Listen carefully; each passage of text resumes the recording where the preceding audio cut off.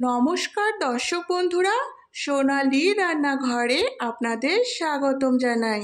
সকলের পছন্দের ইলিশ মাছের রেসিপি নিয়ে আজ আবারও হাজির হয়েছি। আজকের রেসিপি সর্ষে ইলিশ। এটা বানানো ভীষণই সহজ, সকলেই ভীষণ ভালো বানাতে পারেন। তবে আজ আমি কিভাবে বানাই সেটা আমি আপনাদের সঙ্গে শেয়ার করব। আশা করছি আপনাদের ভীষণ ভালো লাগবে। সর্ষে ইলিশ বানানোর জন্য আমি এখানে 6 পিস ইলিশ মাছ নিয়ে নিয়েছি। এখন একটি বাটিতে 1 টেবিল স্পুন পোস্ত, 1 টেবিল স্পুন কালো সর্ষে, 1 টেবিল স্পুন সাদা সর্ষে, 6 থেকে 7টা কাঁচা লঙ্কা, কালারের জন্য 2টো শুকনো লঙ্কা, সামান্য পরিমাণে লবণ দিয়ে শিল নোড়ায় মিহি পেস্ট করে বেটে নিলাম।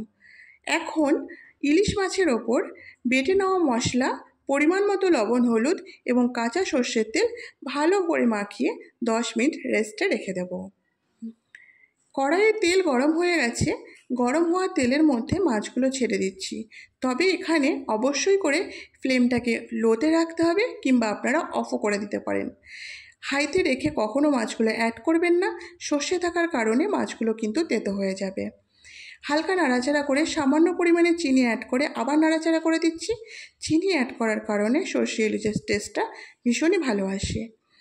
পরিমাণ মতো জল দিয়ে এখানে ওপর থেকে চেরা কাঁচা লঙ্কা অ্যাড করে দিয়ে ঢাকা দিয়ে রান্নাটি হতে দেব। ইলিশ মাছ খুব তাড়াতাড়ি সেদ্ধ হয়ে যায়, তার জন্য জলটা পরিমাণ মতো দিতে হবে, বেশি জল অ্যাড করা যাবে না। এখন ঢাকা দিয়ে রান্নাটি আবার করে নিচ্ছি। দেখুন বন্ধুরা, আমার রান্নাটি প্রায় হয়ে গেছে।